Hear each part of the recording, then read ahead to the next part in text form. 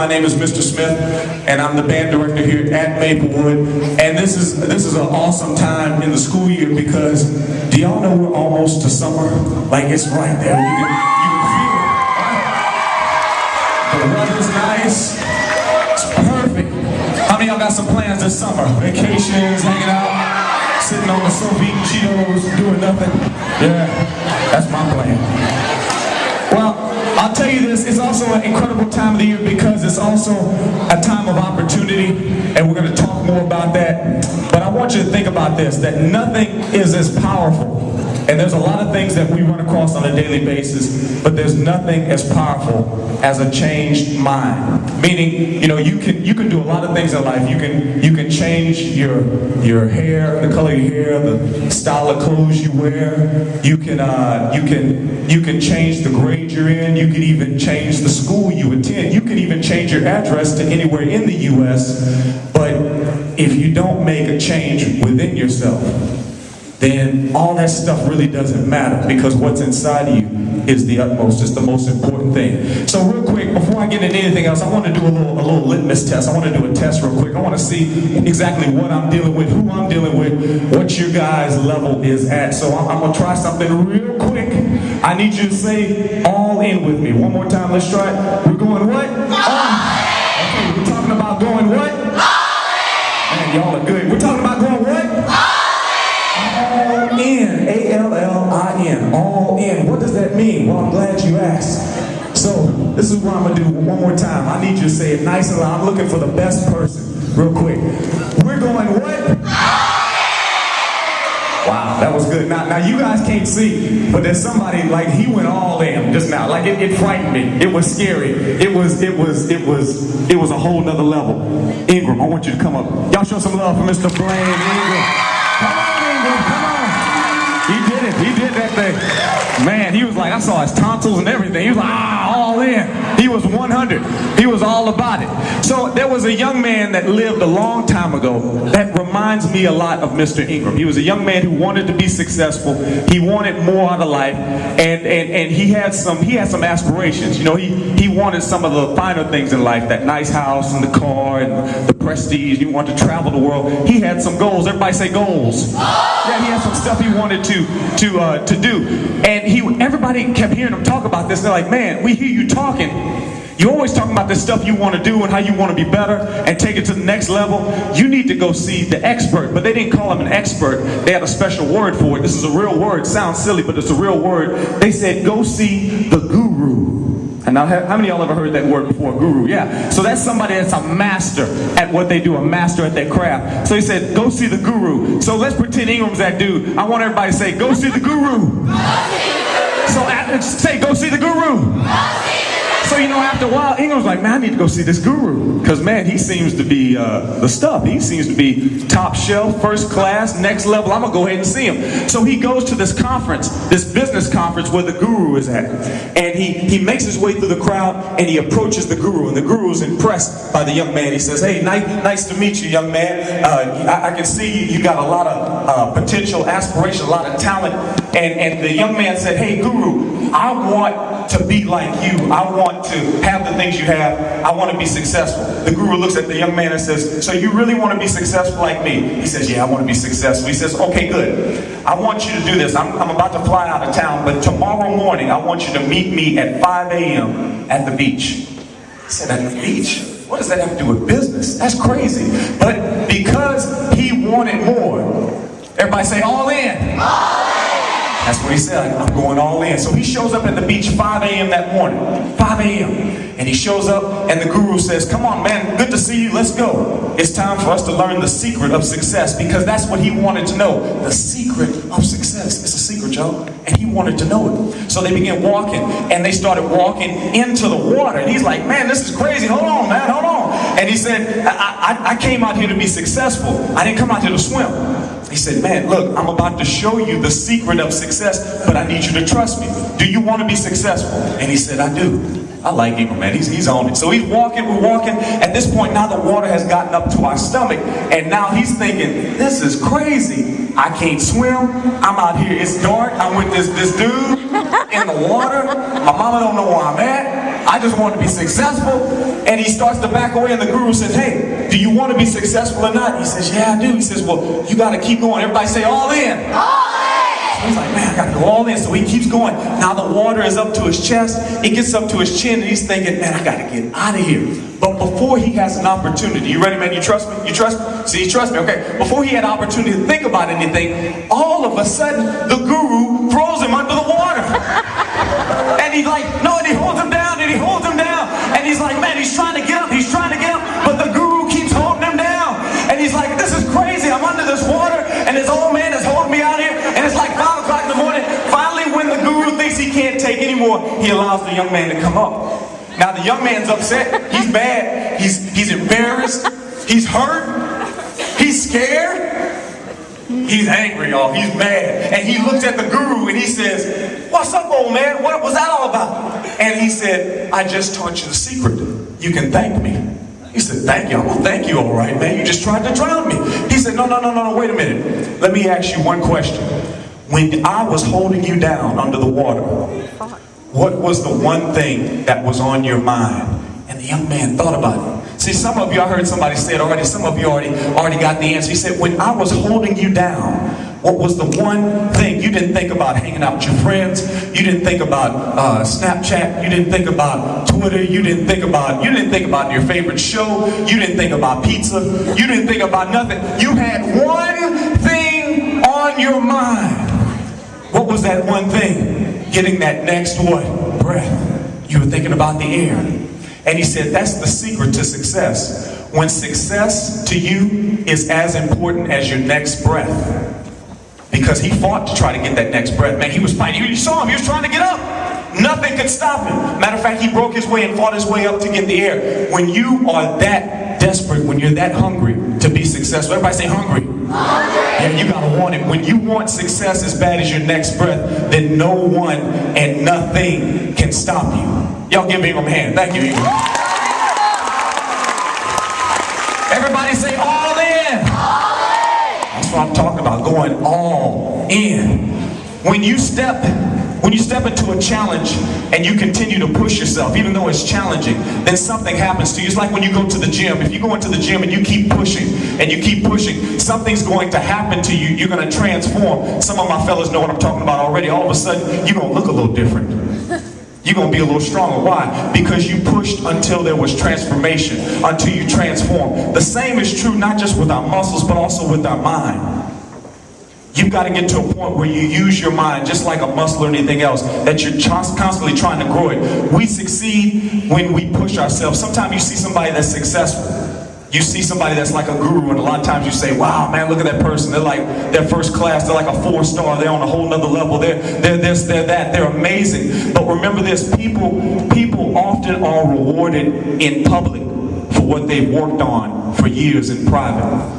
It's funny, when I was playing my horn, you guys were clapping, but nobody was clapping when I used to practice outside. Why you practice outside, Mr. Smith? Because I was horrible and my parents wouldn't let me practice in the house. They loved me, but they didn't let me practice in the house. They told me, go outside. Then they said, keep going. And they said, keep going. I said, but that's the woods, that's the forest. They said, we know, keep going. And I was like, but I'm in the woods. They said, that's good, stay right there. All right, we'll see you later. And I practice in the woods, y'all. Y'all think I'm joking. I practice in the woods. And I play and I play.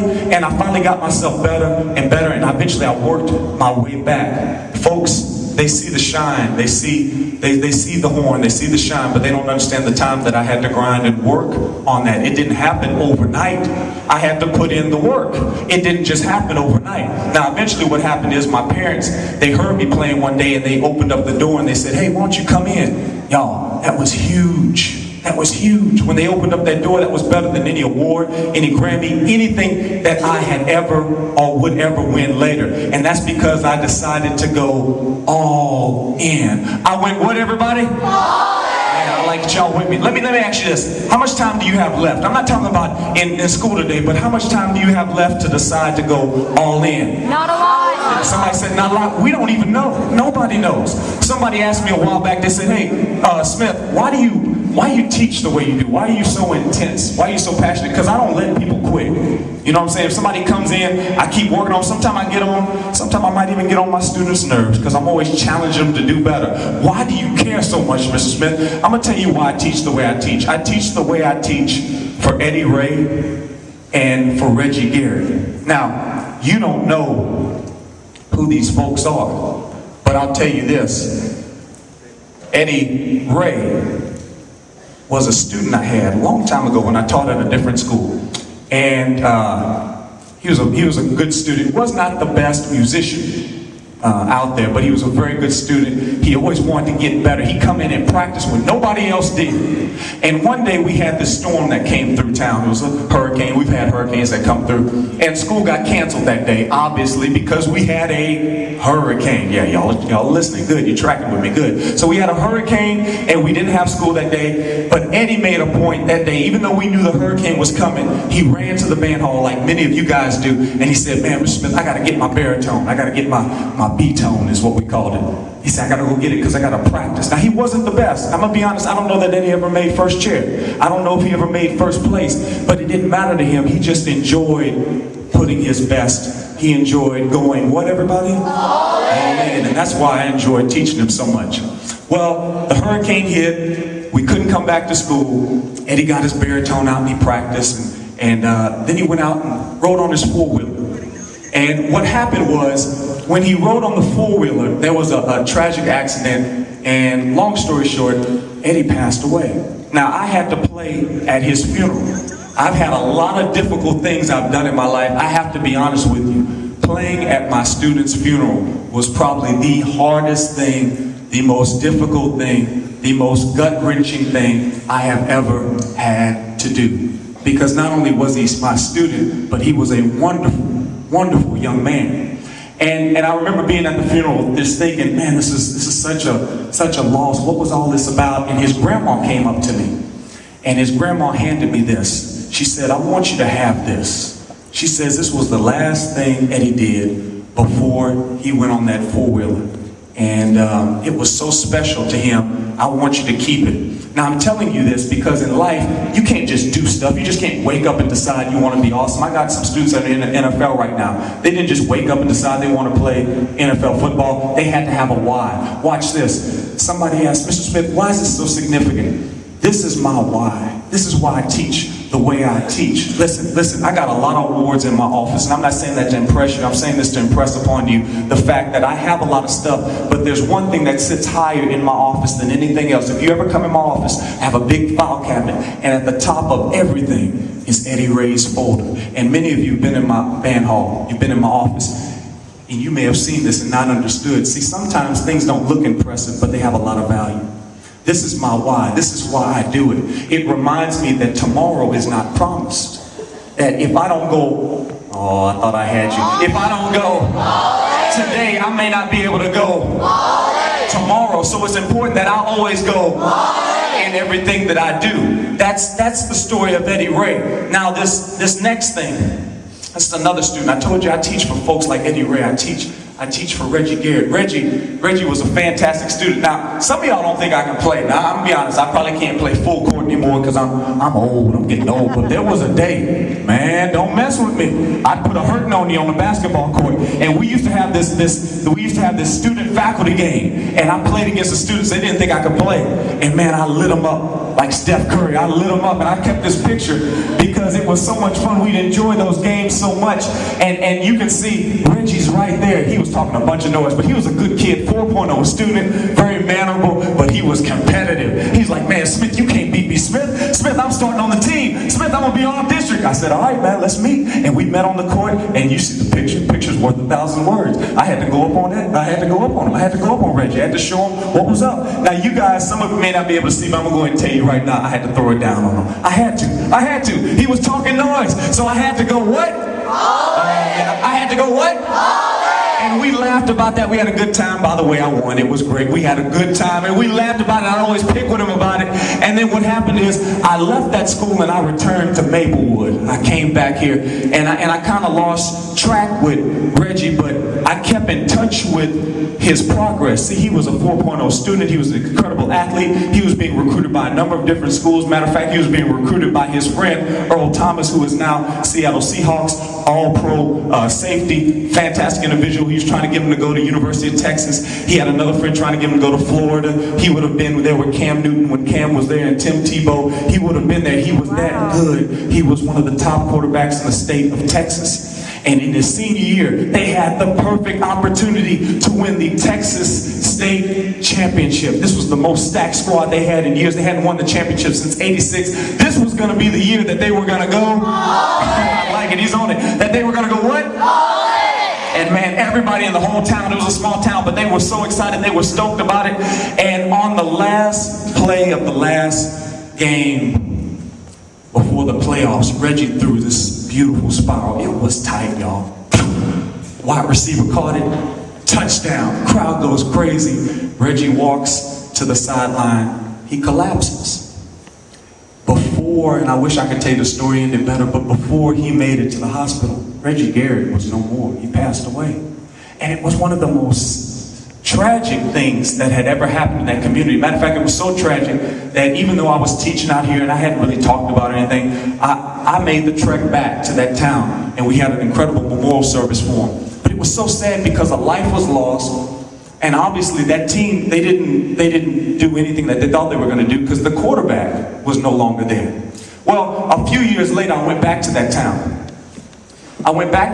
And all of a sudden, see, Reggie would have this saying he would say all the time. He'd say, 112, 112. Now, some of you on the front row saw his number was 14, but when he got to high school, he changed it to 12. So if you were on Reggie Garrett's team, you couldn't half step. If you came to practice, he didn't want 100%. Anybody can give 100%. He wanted, yeah, I see you, he wanted 112%. Some of you got it already. 112%. Now, I don't even know if that's mathematically possible, but they got it. And matter of fact, they were on their way to win the championship when he passed away. Well, I came back to that town and I saw all these young men with t-shirts on that said 112, headbands on that said 112. Man, I saw some kid with a tattoo that said 112. That scared me to death. I said, man, these kids are serious out here. 112. Well, what happened, Mr. Smith? Well, the team wasn't really that good that year. The coach was a brand new coach, but they made it all the way to the state championship that year because their chant, their battle cry was, what do you think it was? 112. I love y'all. Y'all quick. Y'all smart. 112. They got all the way to the state championship. They get to the Texas State Championship, to the final game, and they lost by maybe 2 touchdowns. Now, some of you, if that would have happened to you, you would have quit, you'd have been devastated, no more. But a real champion doesn't give up, because the next year, they went back and they kept saying 112. And I'm happy to say that last year, that team became the Texas UIL state champions for their division. Why? Because they went what? All in. They went all in. And when they did the interview, all I could hear from these young men is they said 112, 112%. You got to get to a point where you stop wasting time. If you want something in life, if you want something, you've got to work at it. You've got to be relentless. You've got to be resourceful. You've got to be creative. You've got to go what? All in. That's what makes the difference. In life, look, we all make mistakes. We all make failures. Check this out. In life, we all make mistakes. We all make failures. It's about going all in. The key to success is not about avoiding failures. The key to success is not to make fail yours. When you take that test, we all make mistakes. You can't quit the first time you make a mistake. Man, what if you don't know the first question on the test? You don't turn the paper back in and quit. You go to number 2.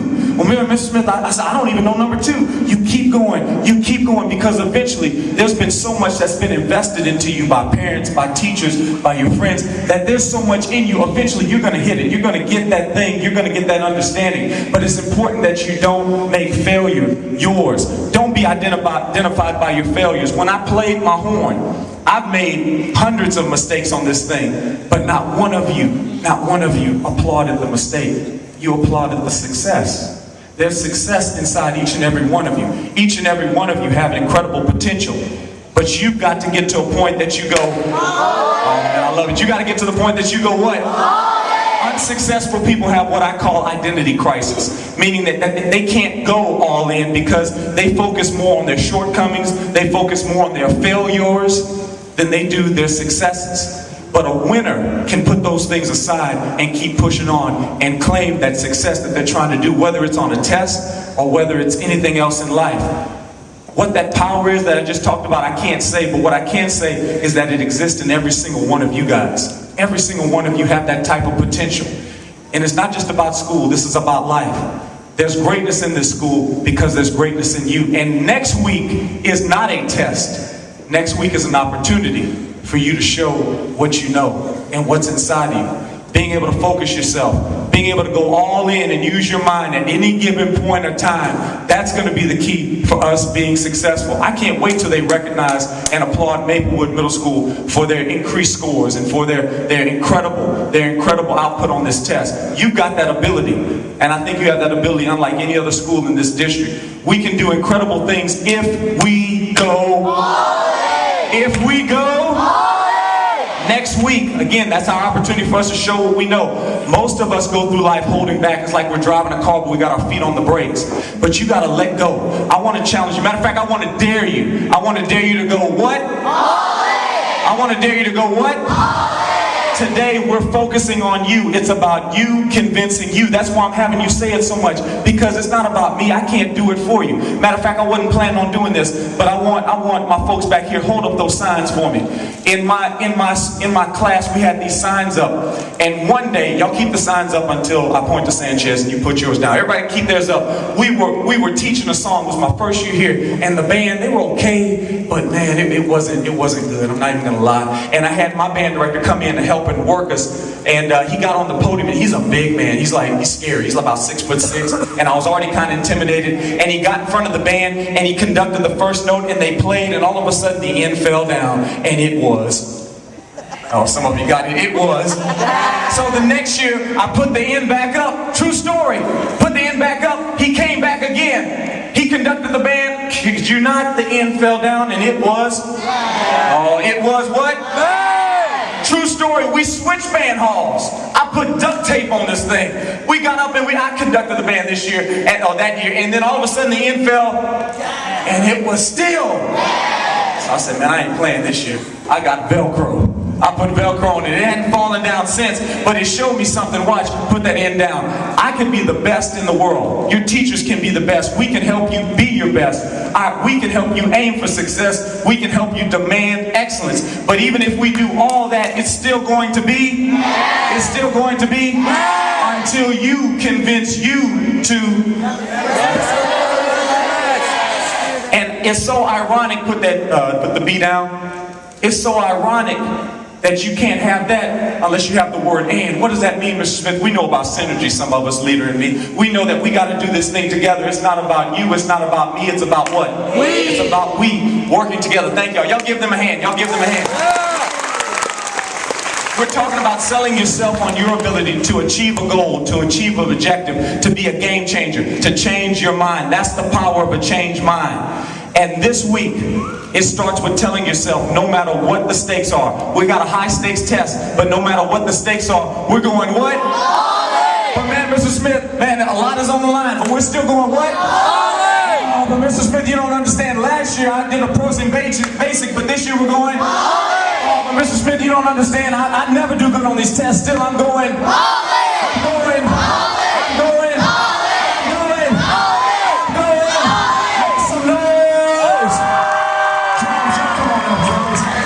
Some help. Hey, I wrote a song for you guys for this particular season.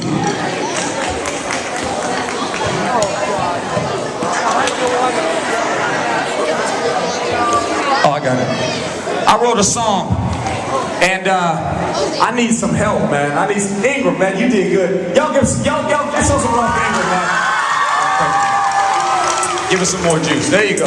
So I did this song, and it talks about what we've been talking about, but I need the drums to help me out. Give me that beat, drums. Crank up a little bit more, crack just a little bit more. Yeah, there you go. That's nice. We're talking about going all in when the stakes are high. That's when you gotta go what? Yeah, not worried about anything else.